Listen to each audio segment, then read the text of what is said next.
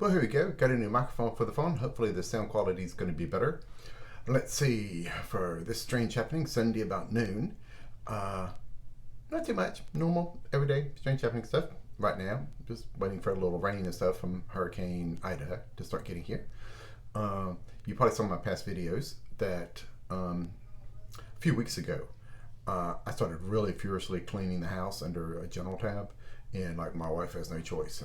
This will get done because her father may have to come over here. Her father was still over at his house, half a mile down the street, find a problem or anything like that. But I was getting this impression of just, yeah, this is going to happen. And it's going to take a while to get this house ready. The floor cleared in case he has to be in a walker or something rolling around. Took 2 weeks. Into that 2 weeks, house is done. He went into the hospital. He was there for about a week. During that week, I cleaned the front yard and everything, getting ready for hurricane kind of stuff, dig a ditch.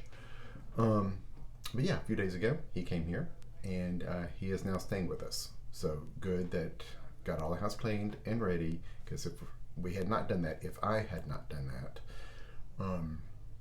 yeah, and it was because my wife had no choice, and I was telling her exactly what to do, because she's a hoarder. Anyway. Yeah, if that hadn't been done, it would have been a disaster here, a real disaster. But it's done. But her father, staying with us now, Ralph, he is 90 years old. And when he starts sliding out of the recliner that he likes to sit in, he can't even lift his body weight to slide back up into it to get a better seating. He can't stand up on his own. Can't do anything on his own. After that hospital stay. And this was not for COVID, it was for warfarin, thinning out his blood way too much. So, yeah, we have a new guest. It's all good. I'm glad he's with family. Let's see, there was a Zoom meeting last night with Phil Gruber, 2.5 hours long. It was great, as usual. The most interesting thing I thought that was fun about it is I understood more of what Phil was saying. A lot of times Phil has all this detailed information. He's passionate. He puts that out there really fast, talks really fast. And so first time I ever heard Phil, blew my mind, and I was overwhelmed, like, so much information. Now that Phil is my mentor, and he's been going over some of this stuff over time with me, now when he speaks quickly about this in these little seminars, I understand a lot more of what he's saying. I understand what he's saying now. Which is kind of nice. It is kind of nice. Let's see, the final interesting thing, there's the Wish Alliance that was created by Sheila Seppi and others. Sheila, apparently they have some land in Colorado, and it's going to try to open a Wish Alliance place there, try to do a fundraiser to build a building there so people can come there, have seminars with face-to-face contact. Instead of just through Zoom meetings. So part of this fundraiser is creating a series of books. She's invited me to write a couple of chapters. One of the books will be on people's stories. Another book will be on knowledge-based information. So, yeah, I mean, it's easier for me to do my own stories. I did it on psychic abilities. And it was very easy because this is all very personal and it's all true. And it's just my story. Just under 2,500 words. No problem. I did it in a couple of days, doing everything else that I needed to do with our father-in-law be here and everything else. So no problem. Got that done, and I'll be sending it to Sheila shortly. I've got a friend who's an editor reviewing it right now because I like to get it cleaned up and nice before I send it to Sheila, who will also edit it and check it out and see if she wants to use it or not. If she don't want to use it, totally fine. Whatever she wants to do with it, it's all good. But I think I'm coming at it from a unique viewpoint because I didn't realize, really, I refused to admit it to myself that all this psychic stuff was real. For 56 years, I refused to admit it that it was real. I didn't even know some of the terminology. Not really. I mean, I've heard it on TV and things like that, but I never associated, even in college when I read psychic books, I never really associated it with reality. Because I have this scientific side. The scientific side refused to believe all of this. All of it. Refused to believe it. There's no scientific anything I can do with it. Just refused. And then in 2019, toward the end of 2019, intuition yelled in my head, put videos out of my experiences, and yelled, "Do it now," very loud. Boy, I didn't have a choice then, did I? Had to do it. So I did. First 52 videos. I'll put a link down to the playlist below, but the first 52 are just me talking. I am crazy. I've got to put this out there because I'm being forced almost to put it out here. I don't know why, but I have to. 52 videos of my experiences and the psychic stuff and everything else before I knew I'm not alone. Strange Happening number 53, the 53rd Strange Happening video, I found another lady on YouTube with psychic stuff, and that explained it to where I could understand.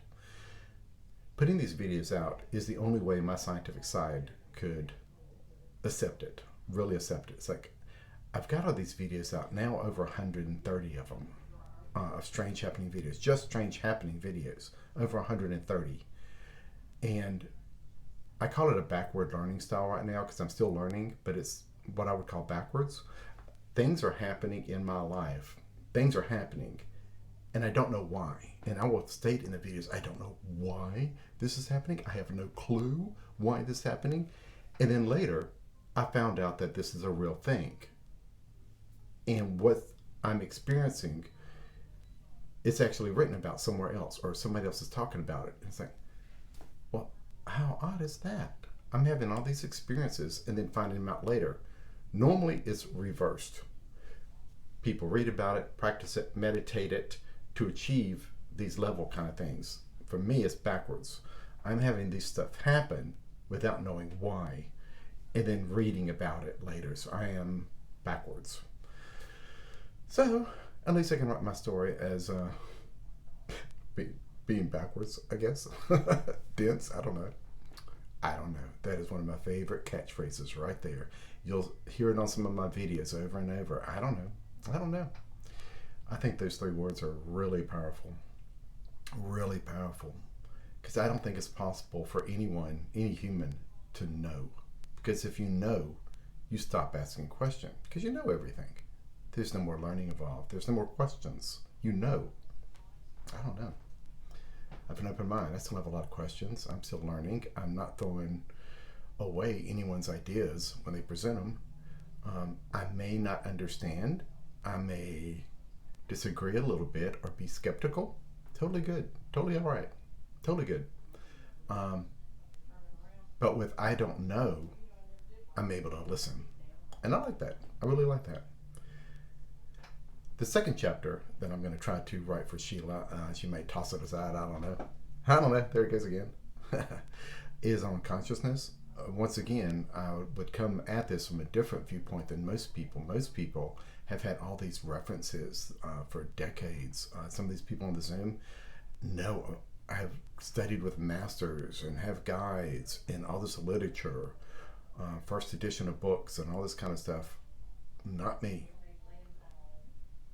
This is, I would say, natural to me, this consciousness stuff, because what I relate that to is psychic stuff. The telepathy, the clairaudio, the clairsentience, the clairvoyance, precognition. It seems to be all tied to consciousness, as if our brains is just a receiver, and out in this field, everything is happening, and that's why the psychic stuff works, because you are connected and linked to all of that. You just have to be open to it. I don't know. So I think I can come at it from a different perspective, from one who's experienced stuff like this, experience it, but not know it, rather than know it and try to experience it and try to understand. And here I am doing it backwards. It's happening to me, and then I read about it and people are talking about it, such as the book Power versus Force or the Law of One series. All that stuff was happening to me, and I didn't know that that book, these concepts, these channeled teachings from the Law of One, I didn't know they existed. And yet here I am documenting it in video form. In my science side, I can't deny it anymore because it's documented first, and then proven kind of thing. So it's like a hypothesis theory, and then testing it, and it confirms it. And that's the only way I can relate from the science side, is you have this hypothesis, and then you do these tests to confirm yes or no. And that's what's happening in my strange, happening, crazy little world, is things are happening. I'm trying to figure it out, then here it is in black and white from all these other people. And some ancient teaching, some of it is what's happening to me. And it's like, wow. So everything's good. But I do love that phrase. I don't know.